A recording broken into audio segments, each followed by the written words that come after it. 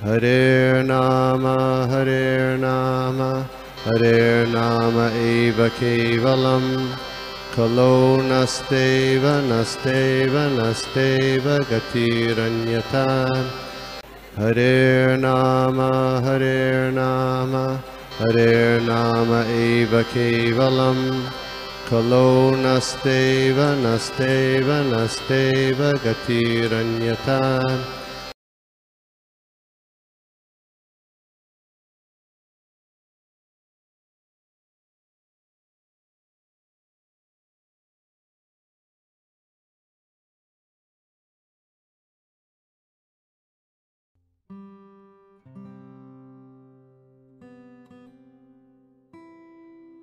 ओम अज्ञानतिमिरान्धस्य ज्ञानाञ्जनशलाकया चक्षुरुन्मीलितं येन तस्मै श्रीचैतन्य मनोभीष्टं स्थापितं येन भूतले स्वयं रूपं कदा मह्यं ददाति स्वपदार्थं वन्दे अहं श्रीगुरुं श्रीपतिं श्रीगुरुं वैष्णवं श्रीरूपं साग्रजातं स्वयं रघुनाथान्वितं तं राधेयं तावदीतं प्रजरसतं तुषितं देवं श्रीराधाकृष्णपादां सहजं वैष्णवं श्रीविशाखं नमो विष्णुपादाय कृष्णकृष्णाय भूतले श्रीमते भक्तिवेदांत स्वामी जी नमस्ते सरस्वती देवी गौरवाणी कृष्ण जय श्री कृष्ण चैतन्य प्रभु नित्यानंद श्री द्वैत गदाधर श्रीवासदि गौर भक्ति हरे कृष्ण हरे हरे राम राम हरे कृष्णा। मैं आप सभी का धन्यवाद देना चाहूँगा, स्पेशली हिजरत गोपीनाथ प्रभु जी ने जिन्होंने मुझे ऐड किया है। और आज का श्लोक है श्रीमद् भागवतम का 2.8.15। तो हम इस श्लोक को पढ़ते हैं।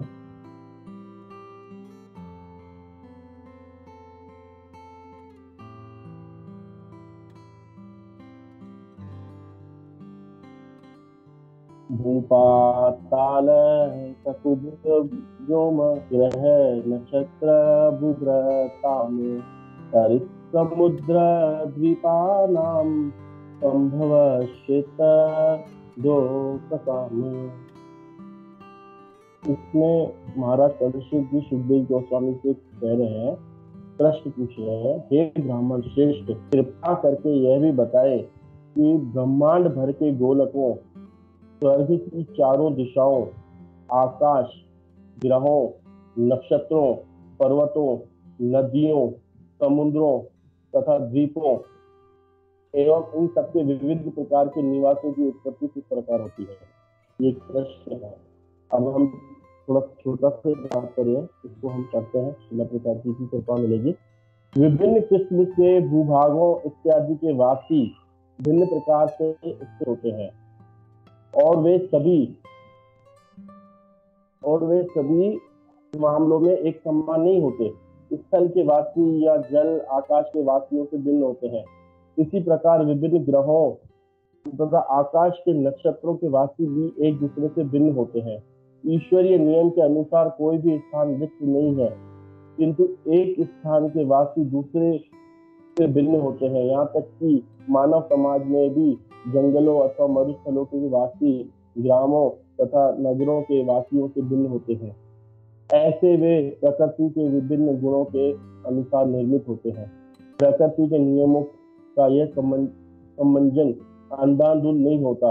इस व्यवस्था के पीछे एक विशाल आयोजन होता है। महाराज परीक्षित इन बातों को प्रामाणिक रीति से महामुनि श्री सुखदेव गोस्वामी से जानने की प्रार्थना करते हैं। अब हम इस श्लोक को थोड़ी सी चर्चा करेंगे। ओम अज्ञानतिमिरान्धस्य ज्ञानाञ्जनशलाकया चक्षुरुन्मीलितं येन तस्मै श्रीगुरवे नमः। हम यहाँ पर देखते हैं कि श्रील प्रभुपाद ने लास्ट में अंधाधुंध शब्द का प्रयोग किया है कि कोई भी चीज अंधाधुंध नहीं होती है। मतलब कोई भी चीज अंधाधुंध नहीं होती, कोई भी चीज ऐसी होगी जैसे कि शास्त्रों में पहले बताया गया, वैज्ञानिकों ने कहा है कि एक पृथ्वी सूरज का टुकड़ा गिरता है और पृथ्वी पानी में गिरता है और उससे जीव जन्म हो करके एक जीव की उत्पत्ति हो जाती है। लेकिन ऐसा नहीं है। यहाँ पर भागवतम इन वैज्ञानिकों का खंडन करता है कि यहाँ पर ऐसा बिल्कुल भी नहीं होता है। प्रत्येक क्षेत्र, कोई भी क्षेत्र रिक्त कुछ भी नहीं है, खाली कुछ भी नहीं है। हर जगह पर जीवात्मा है। तो हम यहाँ पर देखते हैं कि कई लोग कहते हैं कि अंधाधुंध हो गया, अवेजन कहते हैं, लेकिन हम इसको समझने का प्रयास करते हैं। जो भी मैंने मेरी बुद्धि से समझा है और जो सुना है उसे हम समझने का प्रयास करते हैं। जैसे कि हम देखते हैं कि अभी जैसे हमारे गली के बाहर चौराहे पर बहुत बड़ा लाइट चारों तरफ घूमता हुआ लगा, जो जिसमें काफी लाइटें लगती है ना, जो काफी रोशनी करता है। तो जब ये लगा तो मैं यही सोच रहा था कि ये एकदम से कैसे लग गया, लेकिन फिर मैंने इसका लगाया कि ये काफी इसकी एप्लीकेशंस लगी होंगी बहुत, और लोगों ने साइन करके दिया होगा, लोगों ने पार्षद के पास जाएंगे, पार्षद आगे गए होंगे, तब जा करके ये आगे पास हुआ है। फिर ये मजदूरों को बोला गया, ये मजदूर लाइटों को लेके आ रहे हैं और इन लाइटों को लगा रहे हैं। तो वैसे ही हमको ये समझना चाहिए कि कोई भी चीज होती है वो अंधाधुंध ऐसा नहीं हो जाता है कि यहाँ पर ये चीज ऐसी हो गई तो हमको दिखता है ऐसा है कि एकदम से ऐसे हो गया, लेकिन नहीं, इसके पीछे बहुत बड़ी प्रक्रिया कार्य करती है। वैसे ही जितने भी यहाँ पे कार्य होते हैं, जैसे अभी सुबह पहले मैं जयपुर में रहता हूँ, तो यहाँ पे सुबह पहले भूकंप के बहुत भारी झटके आए हैं। जिस स्थान में हम रहते हैं उसी स्थान में आए सुबह को 4 बजे। तो इसमें हम ये देख सकते हैं कि ऐसा नहीं है कि भूकंप के झटके ऑटोमेटिकली अपने आप ही आ गए, नहीं, इसके पीछे भी एक प्रकृति की कार्य करती है। जैसे भगवान श्री कृष्ण बताते हैं भगवद गीता में, मैया दीक्षण प्रकृति तू यते चराचर हेतु नाने कौनते है जगत भी परिवर्तित है। ये भगवान श्री कृष्ण बताते हैं कि इनके पीछे सर्व कारण मैं हूँ। तो ऐसा नहीं है कि कोई भी कार्य अपने आप हो रहा है, नहीं, इसके पीछे एक बहुत बड़ी योजनाएं होती है। जैसे आज अगर हम छोटा सा भी एग्जाम्पल लेंगे, आज हम ये 20-25 लोगों का ग्रुप है साधु संघ ऑनलाइन में, जिसको हमारे गोविंद मनो प्रभु देखते हैं, तो इसमें भी नियम कायदे कानून बने हुए हैं कि पहले से कुछ न कुछ फिक्स होता है कि आज ये होगा, कल ये होगा, आज ऐसी क्लास होगी। तो हम और इस्कॉन मंदिरों में भी हम देखते हैं, क्या देखते हैं कि जब सुबह को मंगला आरती होती है तो उसमें भी कई भक्त लोग होते हैं, जिनके एक पुजारी जब अंदर आरती करता रहता है तो वो आरती करके बाहर दीपक रख देता है, तो दूसरा भक्त आता है, उस दीपक को लेके जाता है, सीधे प्रभुपाद जी के पास जाता है, पहले प्रभुपाद जी को दिखाता है, फिर जो सीनियर भक्त है उनको दिखाता है, फिर आम भक्तों को वो दिखा देता है। तो ये क्या एकदम से हो गया? कोई भी नया व्यक्ति आ सकता है मंदिर में और वो दीपक लेकर के प्रभुपाद जी के आगे चल जाएगा? नहीं, उसको ट्रेनिंग देनी पड़ती है कि आप ऐसे आओगे, ये सेवा आपकी होगी। या बड़े बड़े विशाल प्रोग्राम होते हैं, विशाल आयोजन होते हैं, तो उनमें पहले से सभी मीटिंगें होती है, 6-6 महीने पहले, 8-8 महीने पहले मीटिंग होती है। रथ यात्राएं होती है तो उनकी भी 2-2, 3-3, 4-4 महीने पहले आयोजन होते हैं, मीटिंगें होती है कि ऐसे ऐसे होगा। जब हम छोटे से कार्य के लिए भी हमको मीटिंगें करनी पड़ती हैं, बैठना पड़ता है, तो वैसे ही क्या यहाँ पर हर चीज अंधाधुंध नहीं हो जाता है। शिला प्रभुपाद का जो यहाँ पे शब्द है अंधाधुंध, तो इससे हमको ये समझना चाहिए कि अंधाधुंध कोई भी कार्य नहीं होता है कि बस किसी ने बोल दिया और हो गया, नहीं, गलत, ऐसा नहीं है। यहाँ पे भागवतम इस चीज का खंडन करता है कि कोई भी स्थान दिक्त नहीं है। हमको नहीं दिखता, इसका मतलब ये नहीं कि वो स्थान दिक्त नहीं है। जैसे कि यहाँ पर शिला प्रभुपाद ने यहाँ पर एक चीज और बोली है, कहते थे कि हर वासी का हर क्षेत्र से मरुस्थल वासियों का अलग शरीर होता है और उनका शरीर अलग होता है। इस तरीके से भी हम देखते हैं कि हम पृथ्वी पर रहते हैं तो हमारा शरीर वैसा ही है, पृथ्वी के जैसा ही है।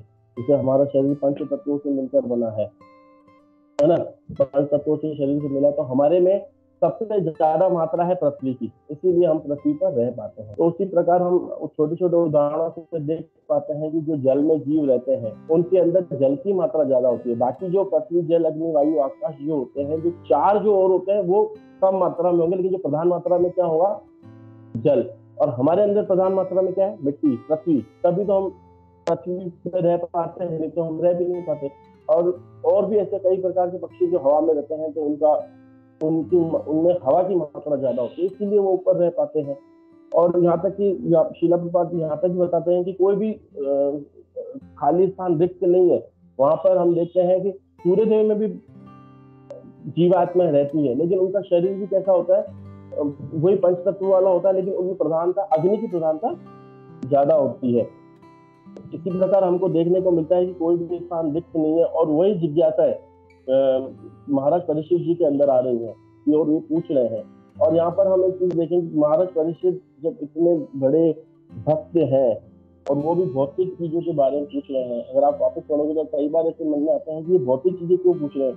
हे ब्राह्मण श्रेष्ठ, कृपा करके बताएं कि ब्रह्मांड की गोलकों, स्वर्ग की चारों दिशाओं, आकाश, ग्रहों, पर्वतों, नदियों, समुद्रों तथा द्वीपों, इनके विविध प्रकार के निवासियों की उत्पत्ति किस प्रकार होती है, ये बताइए। तो ये महाराज परीक्षित यहाँ पर ये पूछ रहे हैं, लेकिन हमको यहाँ पर ये समझना पड़ेगा कि जितना भी ज्ञान, बहुत 3 प्रकार के ज्ञानों की यहाँ पर वर्णन किया गया है। 3 प्रकार के ज्ञान, एक तो होता है ज्ञान, एक होता है अज्ञान। ज्ञान को हम विद्या भी कह सकते हैं और अज्ञान को हम अविद्या भी कह सकते हैं, और एक होता है पराविद्या। तो हमको भागवतम में तीनों चीजें मिलती हैं, इसलिए हमको बाहर जाने की कोई आवश्यकता नहीं है। लेकिन हमको अविद्या, 24 तत्व, जो भौतिक प्रकृति में 24 प्रकार के तत्व है, जिसमें 5 ज्ञानेंद्रियां आती हैं, 5 कर्मेंद्रियां आती हैं और 5 ज्ञानेंद्रियों के ऑब्जेक्ट होते हैं, और पृथ्वी, जल, अग्नि, वायु, आकाश, और 3 प्रकृति के गुण, रजोगुण, सत्वगुण, तमोगुण, 23 और एक 24। 24 प्रकार के मिल करके जो पृथ्वी, ये तत्व है इस भौतिक दुनिया में जो भी हम दिखते हैं। तो जो व्यक्ति केवल इन 24 तत्वों के ज्ञान प्राप्त करने में लगा हुआ है, उसको हमारे शास्त्र भगवत गीता, भागवतम अज्ञानता कहते हैं। हालांकि इन 24 तत्वों का तो हम कोई व्यक्ति अच्छे से किसी को पता भी नहीं होगा, लेकिन थोड़ा बहुत जो भी जानकारी है और जो थोड़ी बहुत जानकारी में लगे रहते हैं, बस उसी के पीछे लगे रहते हैं, उसको हमारे शास्त्र, भागवतम, भगवत गीता बिल्कुल बोलते हैं कि अज्ञानता है। क्यों ये अभी हमको आगे पता चलेगा। ये टोटल अज्ञानता है। इसके बारे में हमको उतनी नॉलेज चाहिए जितनी हम रह सकें। जैसे हम शरीर को उतना ही देते हैं ना, जितना खाने के लिए शरीर चल सके, ज्यादा हम देते नहीं उसको, क्योंकि आलसी हो जाता है। तो वैसे ही हमको इस दुनिया में रहने के लिए उतना ही ज्ञान की आवश्यकता है जितनी जरूरत हो। तो हमको ज्यादा हमसे इसके पीछे हमको रहना नहीं चाहिए। और ये हो गई अविद्या। एक इसके ऊपर होती है विद्या। विद्या क्या होती है? विद्या यानी ज्ञान। अगर कोई व्यक्ति अगर हमसे पूछे, जब हम बाहर प्रचार करने जाए, ये 24 तरीके के जो तत्व हैं, इन्हीं में ही जो लोग ज्ञान लेते रहते हैं, वो अज्ञानता है। और हमारा जगत, जो भौतिक जगत है, इसी को ही सर्वप्रथम ज्ञान कहा जाता है। अगर किसी के पास इनमें अच्छा ज्ञान है तो उसको अच्छी नौकरी, अच्छा विदेश में नौकरी, कहीं भी उसको अच्छा मतलब पोजीशन मिल सकती है। और सभी लोग, हमारे यहाँ तक कि नेता भी, उन्हीं सब जो लोग हैं, उनको उन्हीं विद्या के, इसी ज्ञान के चक्कर में लगा रहते हैं। ये ज्ञान प्राप्त करो, ये ज्ञान प्राप्त करो, ये ज्ञान प्राप्त करो। लेकिन अगर हम देखें थोड़ा सा अभी कि कुछ समय पहले हमारे भारतवर्ष में ये ज्ञान नहीं हुआ करता था। हमारे भारतवर्ष में तो गुरुकुल हुआ करते थे। लेकिन ये ज्ञान हमारे पास कहाँ से आया? ये ज्ञान हमको बाहर विदेशों से आया गया। और जब हमने देखा कि हमने अपने ही संस्कृति को छोड़ करके बाहर के ज्ञान को अपनाना चालू किया, तो ये हमारे शास्त्र इसको बिल्कुल ज्ञान नहीं, अज्ञान बताते हैं, जिसके पीछे आज हम सभी दौड़ते हैं, है ना।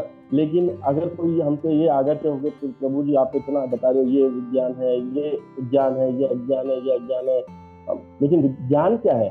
तो हम इसका बिल्कुल सिंपल सा उत्तर है।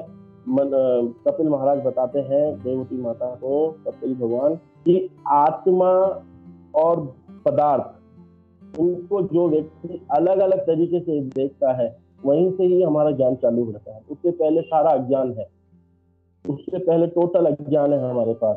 अगर कुछ भी हमारे पास ज्ञान है तो वो टोटल अज्ञानता है। लेकिन कोई व्यक्ति गुरु की कृपा से, भगवान की कृपा से, गुरु परंपरा की कृपा से अपने आप को आत्मा मानता है और इन शरीर को अलग करके देखने की अगर उसके अंदर थोड़ी सी भी शक्ति आ जाती है, तो वो है असली ज्ञान। वहां से ज्ञान चालू होता है।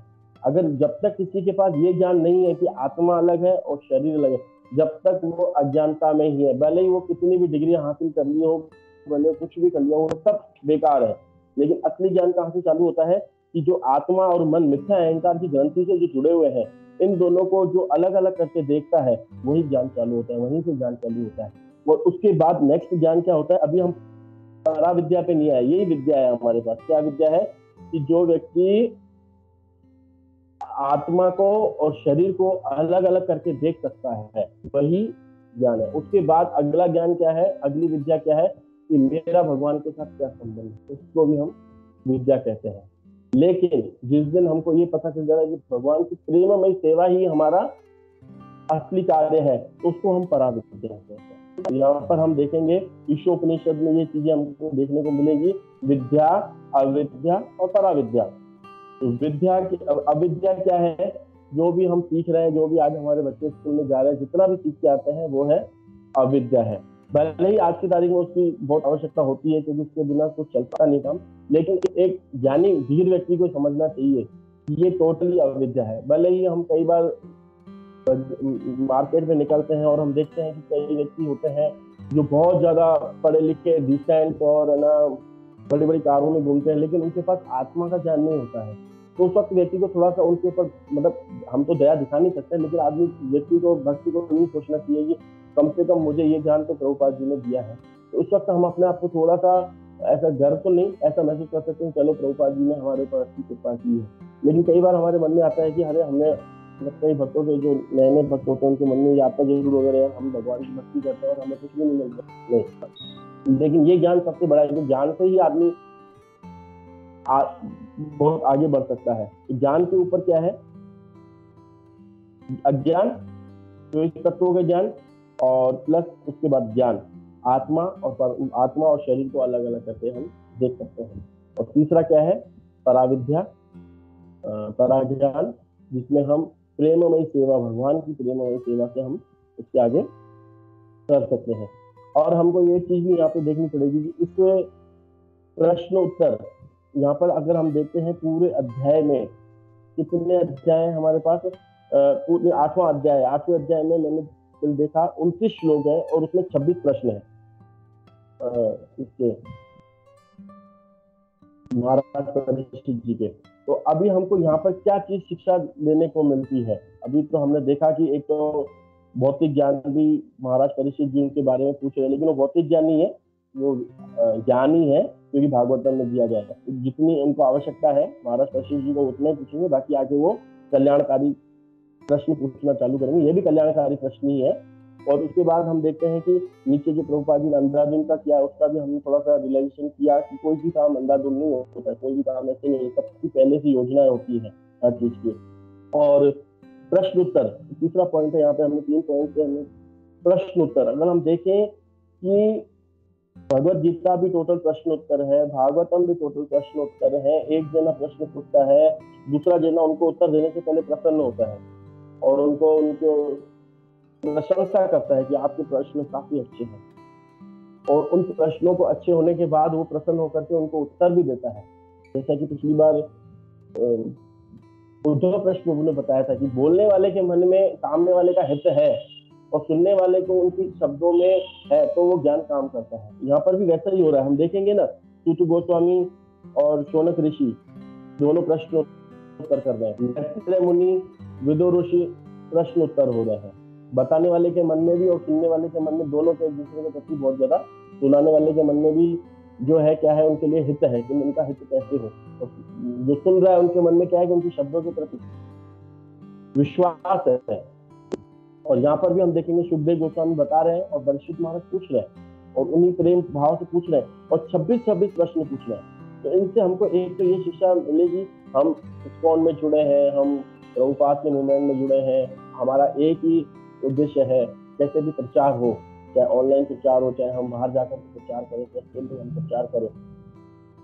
जैसे कि अभी सेरेमनी हुआ, दीक्षा सेरेमनी हुआ था, वहाँ पे भक्ति आश्रय वैश्य महाराज आए थे, उन्होंने 5:30 से 6 बजे तक जो हमको प्रवचन सुनाया था, उसने कहा था कि हमारा हृदय शुद्ध हो जाएगा सोना माला जप करने से, लेकिन कृष्ण प्रेम हमको तभी मिलेगा जब हम जाकर के प्रचार करें, और प्रचार करना ही सबसे महत्वपूर्ण प्रभुपाद जी बताते हैं हमको, और वो ऐसे तभी मिलेगा जब हम प्रचार करेंगे।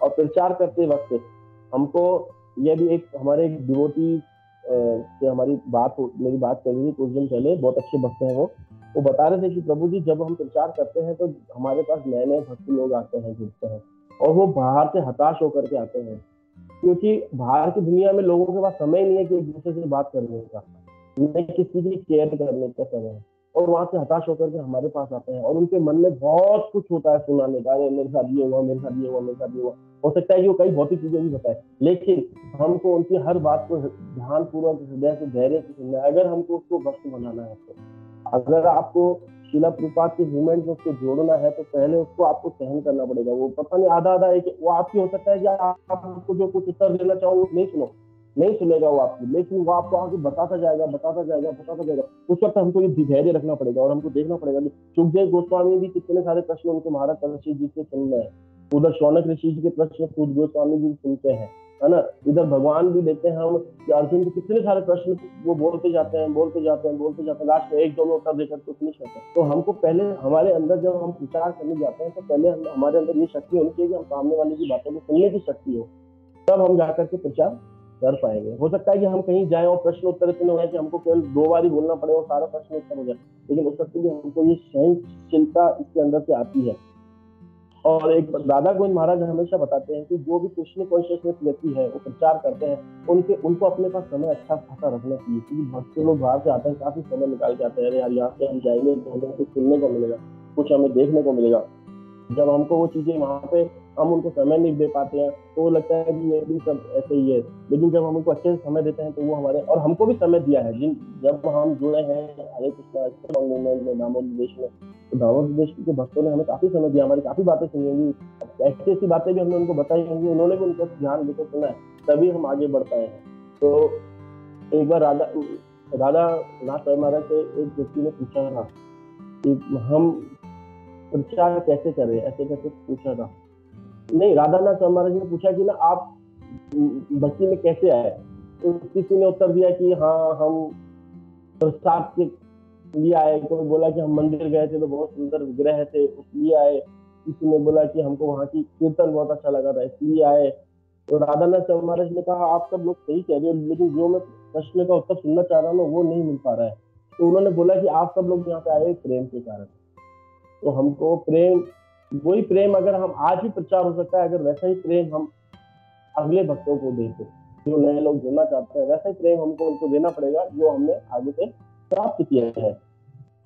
तो आज हमको यहाँ पे पता चलता है कि प्रश्नोत्तर भी कितने इम्पोर्टेंट होते हैं, और हम आज भी अगर इतने साल अगर हम इस्कॉन में जुड़े हुए हैं, उसके बाद भी कभी हमको, अगर कभी, पहली बात तो हमको हमारे गुरुओं से मौका मिलता नहीं है सुनने का, और कभी भी अगर हमको मिले तो हमको हमारे गुरु महाराज से हमेशा ऐसा ही पूछना चाहिए जिससे आत्मा का कल्याण हो। भौतिक चीजें हमको पूछ करके समझ लो कि वो ठीक है, आपको बता देंगे कुछ ना कुछ उत्तर, तो इससे उनका भी समय व्यर्थ जाता है और वो इससे इंटरेस्टेड भी नहीं होते हैं। गुरु महाराज तो इतने बड़े लेवल के होते हैं कि उनको प्रचार इतना करना होता है कि वो छोटी मोटी चीजों के लिए वो नहीं बता, ठीक है भक्त जाते हैं तो उनको कृपा करके कुछ बता देते हैं, और हमको ऐसा गाइडेंस अगर लेना भी हो तो हमारे जो सीनियर भक्त होते हैं जिनकी गाइडेंस में हम रहते हैं उनको ले सकते हैं। लेकिन कभी भी हमको बड़े गुरु महाराज के दर्शन हो तो उनसे हमको बस इसी बारे में, आत्मा के कल्याण के बारे में, कैसे दूसरों का कल्याण हो, हमको इसके बारे में हमको उनसे पूछना चाहिए। हमको दूसरे मैटर नहीं पूछने चाहिए, ये क्या वो क्या, हम ये मतलब भौतिकता के बारे में नहीं पूछना चाहिए हमको, कैसे आध्यात्मिक हो। तब हमारे गुरु महाराज, हमारे जो गुरुजन होते हैं वो सोचते हैं कि अब बच्चा हमारा सयाना हो गया है, अब इसको असली ज्ञान दो। जब हम उनसे आत्मज्ञान के बारे में प्रश्न पूछेंगे, अच्छे प्रश्न पूछेंगे, प्रचार के बारे में प्रश्न पूछेंगे कि कैसे प्रचार हो, किस तरीके से हम करें। परम पूज्य जयप्रदा का स्वामी हमेशा कहता है कि हमको नए नए तरीके ढूंढने चाहिए प्रचार करने, और यहाँ पे भी देखिए ना, हम प्रचारित हो रहा है, और वैसे ही प्रचार हम इस्कॉन में भी होता है, एक व्यक्ति बैठता है सुनाने के लिए, सीनियर भक्त और बाकी सब सुनते हैं, और यहाँ पे भी हम देखते हैं सुखदेव गोस्वामी सुना रहे हैं और इतने भक्त लोग सुन रहे हैं, वहां पे प्रचार हो रहा है, यहाँ पे प्रचार हो रहा है, वहां पर प्रश्न उत्तर है, यहाँ भी प्रश्न उत्तर होते हैं। तो उन प्रश्न उत्तरों में ही हमको ये देखना पड़ेगा, किसी के कितने भी प्रश्न हो उनको हमको सहनशीलता से सुनना चाहिए, ये हमको एक शिक्षा देने के लिए है यहाँ पर। लेकिन हमको गुरु और शिष्य के मध्य, यहाँ पर भी गुरु और शिष्य के मध्य बताया गया संबंध, जैसा कि सुखदेव गोस्वामी परीक्षित महाराज गुरु शिष्य, वहीं से सुख गोस्वामी सुनते हैं, उसी सभा में सुख गोस्वामी सुनते हैं और ध्यानपूर्वक सुनते हैं, और ध्यानपूर्वक सुनने के बाद ही आगे वो कुछ बता पाते हैं, नहीं तो नहीं बोल पाते। तो हमको एक तो ध्यानपूर्वक सुनना चाहिए, और हमको जब भी क्लास हम करें, मैं स्पेशली मेरे लिए सारी कह रहा हूँ कि मेरी शुद्धि के लिए मैं कभी क्लास यही दे रहा हूँ, यहाँ पे सब चीजें बैठे हैं। तो यहाँ पर यही चीज है कि हमको जितनी भी हमारे में सहनशीलता है, सामने वाले को, जैसे बताते हैं 3 प्रकार के भक्त होते हैं। एक तो कनिष्ठ अधिकारी होता है। कनिष्ठ अधिकारी की क्या खासियत होती है कि वो केवल भगवान के विग्रहों में विश्वास करता है और भगवान के भक्तों में विश्वास नहीं करता है, और उसकी श्रद्धा भी बहुत ज्यादा कम होती है, शास्त्रों में बिल्कुल भी उसका ज्ञान नहीं होता है। लेकिन मध्यम अधिकारी इसके ऊपर होता है। मध्यम अधिकारी क्या होता है कि वो कनिष्ठ अधिकारी को प्यार से रखता है, और बड़े जो भक्त लोग होते हैं, सीनियर होते हैं, उनसे ज्ञान प्राप्त करते हैं और बराबर वाले के साथ मित्रता रखता है और शास्त्रों का ज्ञान भी उससे अच्छा खासा होता है। और मध्यम अधिकारी के अंदर क्या होता है, वो शास्त्रों में काफी निपुण होते हैं, वो सबके अंदर समान दृष्टि से सबको देखते हैं, है ना। तो शिला प्रभुपाद जी लिखते हैं इसमें उपदेशामृत में कि व्यक्ति को कनिष्ठ अधिकारी से कम मध्यम अधिकारी तक हमको आना चाहिए और यही हमारा उद्देश्य होना चाहिए। अगर हमको बढ़ना है आगे तो हमको नहीं, जो भी छोटे हैं उनका कभी भी हम इसको प्रचार करते हैं तो जो लोग हमसे जुड़ते हैं उनका हमारे को ध्यान पूर्वक हर चीज को सुनना चाहिए। जब तक हम उनकी बातों को सुनेंगे, जब तक हम उनको प्रेम से रखेंगे हमारे पास, और ये प्रेम ऐसा दिखावट ही नहीं होना चाहिए कि थोड़ी देर के लिए हमने दिखा दिया, लेकिन अच्छा सा प्रेम पूर्वक अच्छा सा होना चाहिए, तथा कथित नहीं होना चाहिए। एक यहाँ पे गुरु चेले की स्टोरी में मैं लिखते लाया था कि कैसे ऐसा संबंध गुरु और चेले का नहीं होना चाहिए जैसा यहाँ पे हम दिखा रहे हैं। एक बार क्या होता है, एक गुरु होता है और उसका एक चेला होता है और दोनों घोड़े पर जा रहे होते हैं। ये केवल मैं जस्ट समझाने के लिए ऐसा मतलब तथाकथित गुरु और शिष्य का संबंध नहीं होना चाहिए, आध्यात्मिक संबंध होना चाहिए। इसलिए मैं को ये बता रहा हूँ मैं यहाँ पर कि गुरु और चेला होता है, वो घोड़े पर जाते रहते हैं, घोड़े पर जाते रहते हैं धीरे, तो गुरु के हाथ से कमंडल छूट जाता है, तो वो चेला उठाता ही नहीं उस कमंडल को। गुरु बोलता है कि बेटा इसको कमंडल को क्यों नहीं उठा रहे हो, आप उठाओ। बोला अच्छा उठाना भी चाहिए हमको। बोला हाँ हाँ उठाना चाहिए, कोई भी चीज गिरे तो उसको उठाओ। बोला ठीक है आपने सही बताया, अब हम ऐसे ही करूंगा।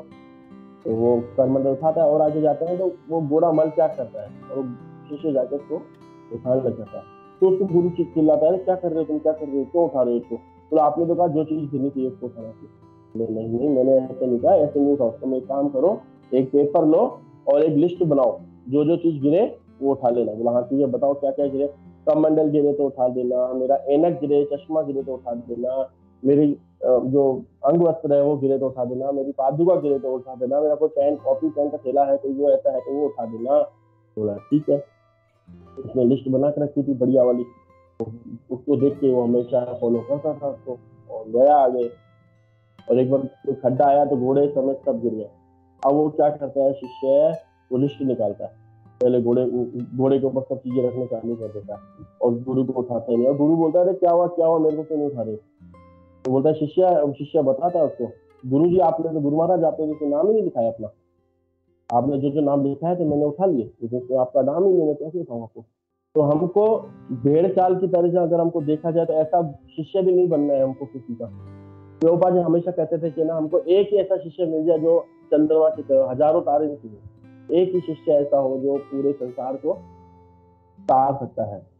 और भगवत गीता में शिला प्रभुपाद लिखते हैं अगर हमारा इतना अथक प्रयास से भी भगवत गीता के प्रस्तावना में शिला प्रभुपाद लिखते हैं कि हमारे अगर एक भक्त मेरे प्रयास से अगर एक भक्त भी भक्त बनता है, एक व्यक्ति भी भक्त बनता है तो मैं मेरे प्रयास को सफल मानूंगा और सारा श्रेय मेरे गुरु को जाता है। इसीलिए हमको ये बहुत आध्यात्मिक जीवन है। इस आध्यात्मिक जीवन में हमको प्रश्न उत्तर से लेकर के इस संसार को देखते हुए, भौतिक ज्ञान का नॉलेज लेते हुए, गुरु महाराज की कृपा प्राप्त करते हुए कैसे कैसे हमको आगे बढ़ना है, बहुत स्लोली हमको आगे चलना है और सब ज्ञानों को लेते हुए हमको आगे प्रचार करते हुए चलना है।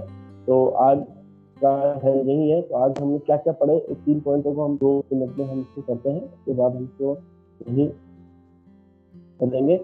शिला प्रभुपाद का लास्ट वाला शब्द अंधाधुन, तो अंधाधुन नहीं है कुछ भी, हमने देखा है कि सारे कार्य भगवान की इच्छा से हो रहे हैं। उसके हमने उदाहरण भी दिए, इस्कॉन के मंदिर में कैसे बड़ी बड़ी सेवाएं चलती हैं, भूकंप आते हैं, देवी देवता कैसे उनको पहले से नियोजित करके रखते हैं, प्रश्न उत्तर होते हैं, उसमें सहनशीलता होनी चाहिए, कैसे हम उसकी सहनशीलता से सभी प्रश्नों को सुने, ठीक है ना। और भौतिक ज्ञान, यहाँ पे एक चीज और है प्रश्न उत्तर में, एक चीज और मैं यहाँ पे ऐड करना चाहूंगा कि कई बार सीनियर बच्चे लोग बताते हैं कि प्रचार जो होता है वो हमारे बोलने से कम होता है लेकिन हमारे आचरण से ज्यादा होता है। अगर हमारा आचरण अच्छा है ना तो हमारा प्रचार बहुत अच्छे से हो सकता है ना। तो उसी प्रकार हमारा जितना भी होगा, और आचरण अच्छा कैसे होगा, जब हमारी साधना अच्छी होगी। अगर हमारी साधना अच्छी नहीं है तो हमारा प्रचार अच्छा नहीं होगा, क्योंकि हम सामने वाले को क्या करने जाएंगे, हम जिसको भी हम प्रचार करने जा रहे हैं उसको हम अपना क्या दिखाएंगे, अपनी साधना। हमारी साधना अच्छी होगी तो सबसे पहले हम उससे क्या कर रहे हैं, उसे हम सबसे पहले करवाएंगे कि आप साधना अच्छी करो, और साधना ही हमारी अच्छी नहीं है, भले हमारा प्रचार अच्छा हो लेकिन सामने वाले को अगर हम बोलेंगे आज से थोड़ी प्रचार करना सामने वाले चालू करेंगे, सामने वाले पहले हम साधना जैसे हम चालू करेंगे तो पहले हमारी साधना अच्छी और हमारी साधना से सब कुछ अच्छा, उसके बाद प्रचार। तो पहले, और इसमें हमको ये सहनशीलता वाला हमने पॉइंट ले लिया, भौतिक ज्ञान के बारे में हमने बता ही दिया था, विद्या अविद्या पराविद्या, इस तरीके से ये 24 तत्व है वो अविद्या ही कहलाएगा। कितना भी अगर किसी व्यक्ति के पास अगर ज्ञान है, किसी व्यक्ति के पास पूरा MBBS की डिग्री है, सब कुछ है, अगर डॉक्टर है, बड़ा इंजीनियर है, बड़ा सब कुछ बड़ा है, लेकिन उसको आत्मा ज्ञानी है, लेकिन एक कोई नौ शिक्षा भक्त है, उसको अगर इतना सा भी ज्ञान आ गया है तो वो इसको ज्ञान कहेंगे, लेकिन उसके बाद जितना भी ज्ञान है वो अज्ञान कहलाया जाएगा, है ना। इसी के साथ में यहाँ पर कुछ बात को विराम देता हूँ, और इसी का कुछ इसमें ऐड करने के लिए काफी पॉइंट है, काफी होता है, तो मैं सभी भक्तों से विनती करूंगा कि प्लीज इसमें आप कुछ ऐड कीजिए, और किसी का कोई प्रश्न है तो हिज देव गोपी मनोहर प्रभु भी है यहाँ पर, और भी बड़े बड़े भक्त हैं, वो आपको हेल्प करेंगे। हरे कृष्णा।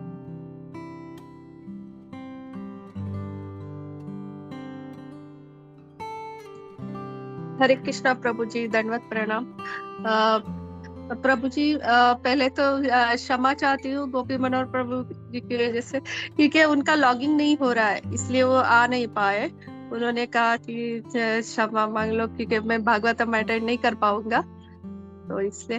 और आपका क्लास जैसे लास्ट टाइम भी अच्छा था, इसे बहुत अच्छा था, और बहुत महत्वपूर्ण पॉइंट्स आपने कहा कि ज्ञान हमें कब होता है, जब हमें पता चलता है कि हम शरीर अलग है और आत्मा अलग है, और भगवान के साथ हमारा क्या संबंध है, प्रश्न उत्तर, बहुत सारे अच्छे अच्छे पॉइंट्स थे। और जो भी कार्य होते हैं वो सब भगवान के इच्छा अनुसार होते हैं, भगवान हमेशा देखते रहते हैं, कोई भी ऐसे ही नहीं होता है जैसे भूकंप आना से। हमने जब प्रथम स्कंद किया था भागवतम का, उसके 8वें चैप्टर में अश्वत्थामा का था, तो वो भी ऐसे ही चाहता था कि मैं अभी सब ब्रह्मास्त्र चला दूं और सब दुनिया को नष्ट कर दूं, लेकिन तब भगवान वहां पर थे, भगवान नहीं ऐसे चाहते थे।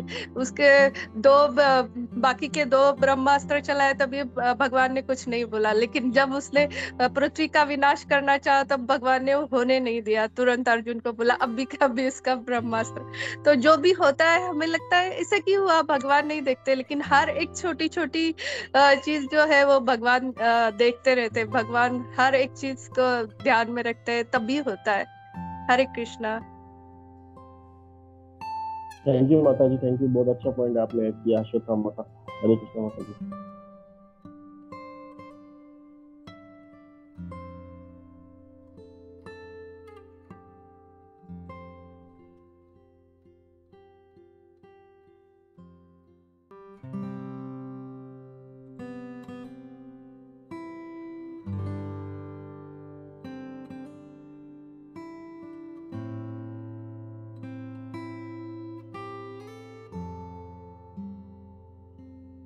हरे कृष्णा, दंडवत प्रणाम सभी को। प्रभु बहुत ही सुंदर क्लास था, और जो एक जो आपने स्टोरी भी सुनाई, जैसे यानी स्टोरी मतलब जैसे प्रभुपाद जी का एग्जाम्पल दिया से, वो भी बहुत सुंदर था। आपका पहले वाला क्लास भी बहुत अच्छा था और अभी वाला क्लास भी बहुत। तो भगवान को यही प्रे करेंगे अधिक मास में कि आप और अधिक भक्ति में आगे बढ़िए। थैंक यू सो मच प्रभु जी, बहुत बढ़िया क्लास था। हरे कृष्णा, दंडवत प्रणाम।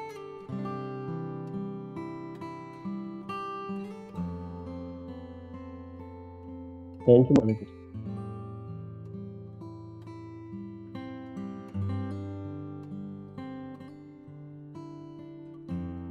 हरे कृष्णा प्रभु जी, दंडवत प्रणाम। प्रभु जी बहुत अच्छा क्लास था। एक्चुअली जितना मैंने सुना, यहाँ पे थोड़ा सा डिस्टरबेंस था, लाइट वगैरह जा रहे थे, उसके लिए बीच बीच में डिस्कनेक्शन हो रहा था, बट ओवरऑल तो सुना बहुत अच्छा था प्रभु जी। और अभी कुंजेश्वरी माता जी ने जो बताया था कि भगवान जो करते हैं उसके पीछे उनकी बहुत सोच रहती है, वो एक जस्ट एक मेरे को उसके लिए एग्जांपल याद आ गया कि जब कर्ण के पास से कृष्ण जब जाते हैं युद्ध के बाद, तो पूरा पुण्य मांग लेते हैं और कर्ण से बोलते हैं कि जो तुम्हारे पास जो भी पुण्य वो पूरा दे दो। तब लोग बोलते हैं कि ये क्या किया कृष्ण ने, जो पुण्य था वो भी ले लिया उसको, मतलब। तो यहाँ पे जो बोलते कि बाकी के मतलब आचार्य लोग बोलते कि भगवान ने पुण्य मांगने के पीछे वही था कि कर्ण को आखिर में वापस जन्म नहीं लेना चाहिए था। वो पुण्य के लिए कर्ण को वापस शायद जन्म लेना पड़ता, उसके लिए कृष्णा पुण्य उससे मांग लेते। तो ये जो लेवल की हम लोग जो सोच रखते हैं, मतलब या फिर मतलब हमारी जो कृष्णा के प्रति जो सोच है और कृष्णा का जो पूरे ब्रह्मांड के प्रति जो सोच है, उसमें कितना गहरा और कितना बहुत बड़ा डिफरेंस है। और कृष्णा जो सोच रखते हैं वो कितनी मतलब सभी के लिए कितना अच्छा, मतलब अच्छे के लिए जो सोच रहती है, मतलब वो जो बोलते हैं ना कृपा सागर जो है वो हम लोग को इसमें से पता चल जाता है। थैंक यू प्रभु जी, थैंक यू माता जी। हरे कृष्णा, दंडवत प्रणाम। हरे कृष्णा। अगर किसी का कुछ पॉइंट्स नहीं है तो मुझे और एक पॉइंट्स याद आ गया जब प्रभु जी बोल रहे थे प्रश्न उत्तर का। किसी का पॉइंट है तो उसके बाद मैं बोलूंगी।